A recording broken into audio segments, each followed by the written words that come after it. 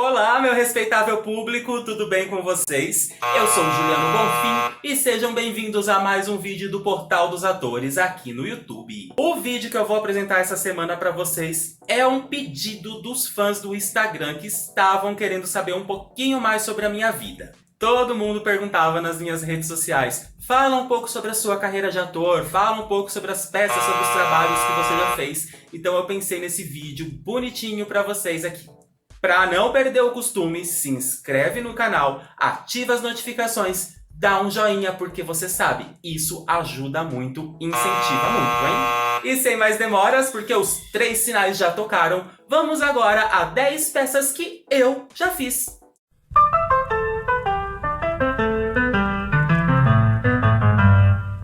Bom, gente, para quem não sabe muito sobre a minha história, né? Sobre como eu comecei a carreira, vou contar rapidamente para vocês. Senta que lá vem a história. Comecei a fazer teatro com 13 anos de idade na igreja, ou seja, já se foram aí mais de 20 anos de palco. Comecei com uma apresentaçãozinha ou outra em coisas que tinha na igreja mesmo, né? Eventos, não sei o que, não sei o que. Depois fiz teatro na escola também, onde eu fiz alguns espetáculos com o pessoal do meu colégio. Mas foi com 22 anos mesmo que eu resolvi falar, é isso que eu quero pra minha vida. Eu demorei um tempo pra decidir o que eu queria e ver que era aquilo mesmo que tava ali na minha veia. Então com 22 anos eu entrei num curso livre de teatro, eu fiz aí 2 anos desse curso. E minha primeira peça nesse curso foi Morte e Vida Severina. Comecei bem, né? Morte e Vida Severina é um texto escrito por João Cabral de Melo Neto em 1955. Conta a história do retirante, aí o Severino, né, que sai do sertão em busca de uma vida melhor na capital. A peça Morte e Vida Severina foi encomendado pela Maria Clara Machado para o João Cabral de Melo Neto, só que ela acabou não conseguindo levar no palco. E em 1956, a peça estreou com o tablado e com músicas de Chico Buarque, que todo mundo lembra até hoje de várias músicas desse espetáculo. Essa cobra em que estás com palmos medida é a conta menor que tiraste em vida. É a conta menor que tiraste em vida. Quando eu fiz a peça, eu fiz o Severino, foi muito legal. Tenho algumas falas na minha cabeça até hoje, eu tô andando na rua e começo a falar as falas do personagem, porque é uma peça muito gostosa de ser feita. Eu lembro que a gente fez assim no terreno da escola, onde lembrava muito uma coisa meio sertão, e foi muito, muito, muito legal. Um elenco maravilhoso que eu tenho muita saudade, e foi assim o meu primeiro trabalho, meu primeiro contato quase que profissional com o teatro, e que eu amei muito fazer, Morte e Vida Severina. O próximo espetáculo que eu vou falar é um dos que eu mais amei fazer. Tenho muita saudade, gostava muito do elenco. E assim, eu já tentei voltar com essa peça com uma galera aí da minha escola, mas também não deu certo. Essa peça eu fiz também nessa oficina de teatro lá na minha cidade, Presidente Prudente, há muito tempo atrás. E essa peça do Mário Bortolotto foi escrita em 1999 e se chama Fuck You, Baby. O espetáculo conta a história da Sasha, a Sasha filha. Muito engraçado que os personagens é a Sasha filha, a Sasha mãe e o Sasha pai, exatamente quem eu fazia, o Sasha pai. A Sasha, ela vivia numa casa muito estranha, onde a família super protegia ela, uma mãe muito esquisita, um pai extremamente mais estranho ainda. Ela resolve fugir de casa para conhecer o mundo e é muito engraçado porque quando os pais vão na delegacia falar que a filha sumiu, o delegado fala, mas como era sua filha? E eles não sabem, ela tinha um cabelo castanho, preto, loiro, eles não sabem como ela é. E essa é uma crítica do Mário Bortolotto para as famílias que moram juntos e muitas vezes nem se conhecem, não sabe, né, quem é quem ali. O final da peça é bem impactante, né, tem uma cena de incesto aí, uma coisa bem pesada, que pega bem na raiz desse problema que o Mário tentou abordar no tema da peça. O cartaz tá aqui, não dá pra ver muito bem, mas eu vou colocar aqui, ó, esse cartazinho bonitinho aqui, Fuck You Baby. Cenas engraçadíssimas, uma peça muito legal que, ó, recomendo pra você. Vai ver, vai ler Fuck You Baby. O próximo espetáculo que eu vou falar se chama Meio Fio e é de um autor que eu também gosto muito, que é o Marcelo Rubens Paiva. Meio Fio se passa aí num ambiente bem urbano, onde dois foragidos da cadeia, eles encontram uma moça muito doida. Na verdade, eles encontram duas moças, mas uma delas é bem fora da casinha. Ela é aspirante a atriz, mas ela fica divagando. Ela tem um lado inocente, assim, até meio bobo, sabe? E esses dois bandidos aí invadem a casa dela, um deles tá ferido, e aí eles começam a viver com ela, meio que faz uma amizade, né, barra sequestro com ela, e a peça é muito engraçada, tem uma crítica social muito boa, então recomendo pra vocês Meio Fio, do Marcelo Rubens Paiva. O próximo espetáculo que eu fiz foi o meu primeiro espetáculo profissional. Tô falando de Mário Prata com o seu texto Fábrica de Chocolate. É esse cartaz aqui, que não dá pra vocês verem muito bem, tá até despencando, coitado, mas eu guardo com muito carinho, tá meu nome aqui. E a peça se chama Fábrica de Chocolate, os porões da ditadura na visão dos torturadores. Todo mundo sabe que a época da ditadura foi uma época sombria para o Brasil, uma época pesadíssima, onde, né, diversas coisas foram censuradas, muitas pessoas foram mortas, muitas pessoas são desaparecidas até hoje. E na época da ditadura existia um cara aí, o Vladimir Herzog, onde ele foi preso, torturado e morto. Porém, os militares, eles encenaram o suicídio dele, né? Mataram ele, mas encenaram o suicídio, colocaram uma corda no pescoço dele, como se ele tivesse se matado, mas na verdade ele apanhou tanto que acabou morrendo. E o Mário Prata, um gênio da dramaturgia brasileira, adaptou toda essa história aí e fez como se a história fosse um operário de uma fábrica de chocolate que foi torturado pelos militares e também morreu. E a peça, gente, ela é longuíssima, ela tem quase 3 horas, ela tinha 2 horas e 40, mas porque a gente cortou algumas cenas. E era muito pesada, né? Tinha toda a gente ali encenando, né, o suicídio do cara da fábrica de chocolate. Tinha muita violência, tinha vômito, tinha sangue, era uma coisa bem pesada, mas eu gostei muito de fazer.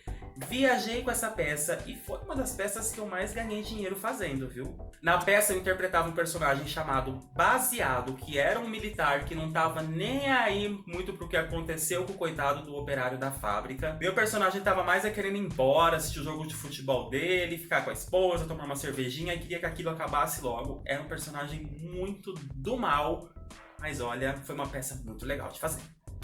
Mas ele aprendeu, hein? E a patroa vai dentro? Falou! Que foi, Jota? Tá me olhando com essa cara de Jota? Por quê? Não pode faltar o William Shakespeare no currículo de um ator. E claro, estou aqui com Sonho de uma Noite de Verão. Sonho de uma Noite de Verão é uma peça muito legal do William Shakespeare. Muito fantasiosa, uma das peças mais montadas dele. Fiz essa peça com direção do Marco Suchara. Nós adaptamos a peça, né, que se passa aí num mundo fantasioso, numa floresta, na Europa. A gente adaptou essa peça como se ela passasse na Bahia, na cidade de Arembepe. E é, né, aquela história clássica, né? Tem o rei, a rainha, que tem a filha e quer que a filha casa com um cara X e ela não quer porque ela é apaixonada pelo cara Y e toda aquela trama por trás disso, namoros às escondidas e tal, tal, tal. Porém, os seres místicos da floresta, né? No caso, na peça que eu fiz ali do manguezal, né? Os seres místicos, eles fazem uma confusão, eles são bem atrapalhados. Tem o Puck aí, que é bem doidinho, e eles fazem uma confusão, transforma aí o amado da menina num burro, e aí a rainha das fadas se apaixona por ele e vira aquela confusão. É uma comédia muito boa, o William Shakespeare, Sonho de uma Noite de Verão. Eu fiz aí o Rei Oberon, Rei das Fadas, tenho muita saudade desse texto. E é lá que Titânia dorme uma parte do dia, embalado pela música e pelo aroma das flores. Vou pingar o sumo desse cogumelo nos olhos dela. Titânia vai acordar cheia de fantasias abominosas. Quando vocês puderem, assistam ou leiam Sonho de uma Noite de Verão, de William Shakespeare. Esse espetáculo foi o único infantil que eu fiz até hoje. Inclusive, me chamem para peças infantis, gente. Eu adoro fazer peça infantil. Adoro, já trabalhei com crianças. Eu acho muito legal trabalhar com crianças. Tô falando do espetáculo Desventuras do Senhor Vampíricos. O texto é de 1990. Apresentei esse espetáculo na minha cidade. Infelizmente, uma vez só, para uma escola ali, onde uma das meninas do elenco, a mãe dela, trabalhava na escola, e falou: gente, preciso de uma peça para ontem. Nós montamos correndo, foi muito legal. A peça conta a história do Dr. César Vampíricos, que era eu que fazia ali. Aí o Sr. César Vampíricos tá na pindaíba, não tem dinheiro mais pra nada, coitado. Só mora na mala. A mala ele faz de caixão. Não tem dinheiro pra comer, não tem dinheiro pra pagar aluguel, nem pra pagar os empregados, não tem dinheiro pra nada. Mas no meio disso tudo, ele ainda consegue se apaixonar por uma menina vegetariana, a Vegetânia Integralis. E aí a Vegetânia, ela ensina ele vários hábitos de alimentação saudável, faz ele deixar de ser um vampirão, assim, né, que consome sangue, carne, papapá. Ele começa a comer alface, suquinho. E na verdade a peça era uma grande brincadeira para ensinar hábitos saudáveis para as crianças e foi muito gostoso de ser feito. Próximo espetáculo que eu vou falar é um que eu amei fazer. Bonitinha Mas Ordinária, de Nelson Rodrigues. Bonitinha Mas Ordinária, também fiz o meu curso técnico de ator no 3º módulo. Foi muito legal. Eu amava aquele pessoal daquela escola, eu amava aquele elenco, então foi uma coisa muito gostosa de fazer. Uma peça pesada também, né? Eu tenho uma coisa pra fazer peça pesada que é impressionante, mas valeu a pena. São experiências muito legais de ser vividas, né? Então, Bonitinha Mais Ordinária conta a história do Edgar, que ele é aí comprado pelo chefe pra casar com a filha dele. A filha dele tinha sido estuprada por 5 caras. E o pai, né, ele falou assim: não, agora não pode ficar assim, minha filha precisa casar e vou comprar alguém pra casar com a minha filha. Comprou quem, né? O Edgar. Eu, que era o Edgar, né? Na verdade, nas peças tinham outros Edgares, mas eu era um deles. E aí vai desenrolando toda a trama, né? Porque ela não gosta do Edgar, ela gosta de um outro cara. Mas assim, Nelson Rodrigues jogando na cara de todo mundo as podreiras, a hipocrisia da sociedade carioca na época dos anos 60 e 70, né? Como sempre. Foi a primeira peça que a gente saiu da escola e foi pro circuito comercial. A gente apresentou no Teatro do Ator aqui em São Paulo. Foi muito bacana. Tenho saudade de Bonitinha Mais Ordinária, do Nelson Rodrigues. Esse espetáculo, pra variar, é um que eu amei fazer, né? Claro, eu não ia colocar aqui peças que eu não gostei, né? Pode virar um vídeo aqui no canal. Se você quiser, escreve nos comentários peças que eu não gostei de fazer. Tô falando de Balada de Gisberta, que foi com direção do Renato Andrade. Balada de Gisberta conta a história de uma transexual, a Gisberta, brasileira, mas que se mudou para Portugal para fugir da violência contra os transexuais naquela época. Ela chegou glamurosa, fazendo shows, mas depois se afundou com drogas, foi para prostituição e acabou sendo morta, espancada por 14 adolescentes. Eu era um deles na peça. Eles espancaram ela por mais de 10 dias. Aí coisas muito cruéis foram feitas com ela. E ela foi jogada num poço viva. Ficou ali mais ou menos por uns 3 dias até morrer, até ser encontrada. O lado bom, né, é que esse caso que aconteceu com a Gisberta abriu aí todo um leque de discussões em Portugal sobre os direitos LGBTs, né, e principalmente dos transexuais naquele país. Foi a minha peça de conclusão de curso, no meu curso técnico que eu fiz aqui em São Paulo. Nós apresentamos na escola por 4 dias e depois a gente entrou em temporada na Praça Roosevelt, no Parlapatões, por 1 mês. Mas era toda semana com sessão à meia-noite e que sempre estava lotado. Nós escrevemos o texto, nós pegamos reportagens de jornais, matérias de revistas da época, costuramos tudo e montamos o texto para montar a Balada de Gisberta.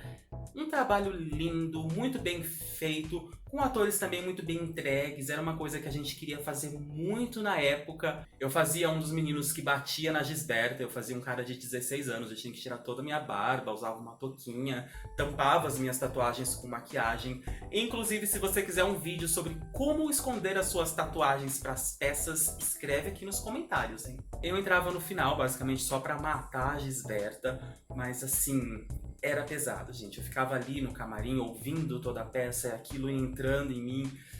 Era pesado, era um clima pesado, mas era muito gostoso também. Era uma coisa que a gente queria muito falar. A gente queria muito que as pessoas ouvissem aquela história para acabar de vez com todo esse preconceito. Porque transexual também é gente, pelo amor de Deus.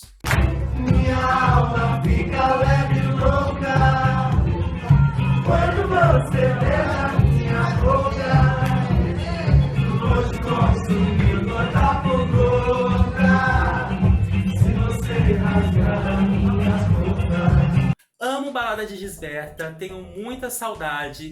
E aí, quem sabe um dia, né, a gente não volta. Hoje eu voltaria talvez com Balada de Gisberta, mas com outra coisa, uma coisa bem diferente. Naquela época a gente tinha um pensamento, hoje a gente tem outro. Por exemplo, eu acho que hoje nós não deveríamos fazer Balada de Gisberta se não tiver ator e atriz trans no elenco fazendo ali os papéis principais.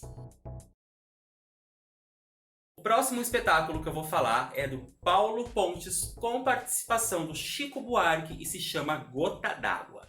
Com certeza você já deve ter escutado falar de Gota d'Água, ou ao menos já escutou falar da sua mãe ali, né? A peça Medéia. Medéia conta a história da Medéia, que era casada com Jazão, e o Jazão largou ela para casar com uma moça mais nova, que era filha de um cara muito rico, o Creonte. E aí ele largou e virou meio que príncipezinho do rolê ali. A Medéia, desesperada, num ato assim muito insano, matou os filhos e se matou por vingança. Paulo Pontes adaptou a peça para a realidade carioca e montou o Gota d'Água, onde temos aí a Joana, que é casada com Jazão. Jazão larga a Joana para casar com a Alma, que é filha do Creonte, dono do morro todo ali. E aí, coitada da Joana, desesperada, faz a mesma coisa que a Medéia, mata os filhos e se mata. A peça é um musical, já tem as suas músicas próprias, mas a gente colocou outras músicas do Chico Buarque no texto. Ficou uma coisa muito bem feita, muito bem amarrada. Confesso que tive problemas com a direção, mas é porque a gente não batia ali, eu não gostava. O elenco todo não gostava dele, vamos falar, ninguém gostava daquele cara. Até hoje ninguém gosta, acho que nem ele gosta dele. No cu! Mas o texto era tão bom que segurava a gente. E a gente fez com muita paixão, muito amor.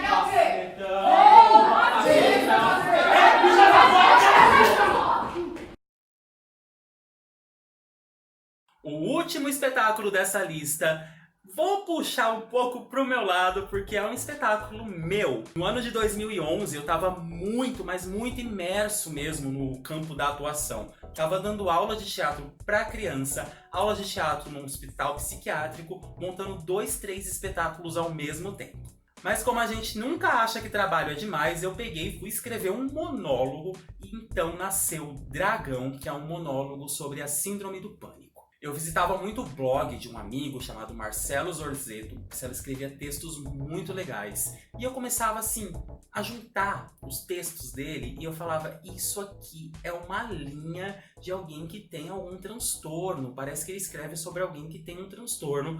Fui pesquisar e se encaixava muito num transtorno assim de síndrome do pânico.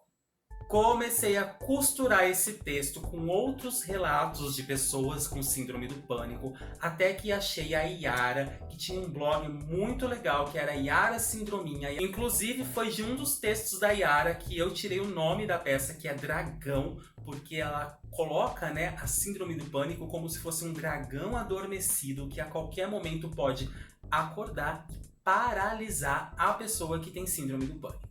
O espetáculo que eu escrevi dá mais ou menos uns 50 minutos. Eu apresentei 2 vezes e foi muito legal, porque na primeira vez aconteceu uma coisa muito interessante. Estava tendo um festival de teatro na minha cidade, como tem todos os anos. Eu peguei a minha peça, montei toda bonitinha e inscrevi ela como espetáculo teatral.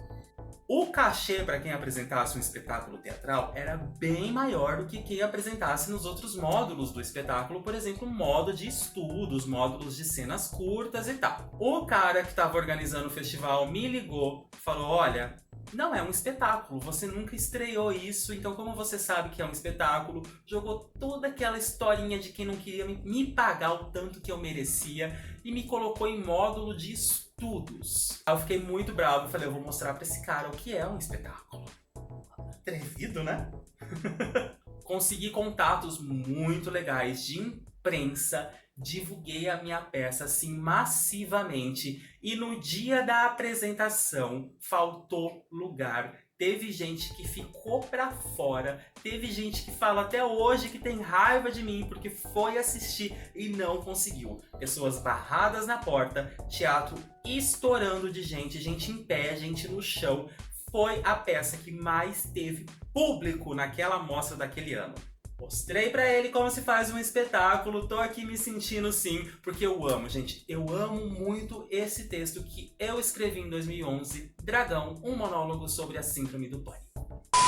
Vou ficando por aqui, espero que vocês tenham gostado do vídeo de hoje, espero que tenha matado a curiosidade de muita gente que sempre quer saber um pouquinho mais sobre quem tá atrás daquele personagem, né, do Portal dos Atores, do Atores da Depressão. Existem mais peças que eu gostei de fazer, como eu disse também, existem peças que eu não gostei de fazer. Se vocês querem saber tudo, escreve nos comentários que eu vou responder, vou correr atrás pra gravar videozinhos pra vocês toda semana, hein? Mandem dicas, mandem coisas que vocês querem que eu fale, que eu vou falar, eu vou atrás e vou falar. Não esquece de se inscrever, de ativar as notificações, de dar um joinha e também de curtir o Atores nas nossas redes sociais, Facebook, Instagram, Twitter, tem o site também, tá tudo aqui embaixo nos comentários, hein? Vou indo nessa, pessoal, fiquem com Dioniso e Evoé!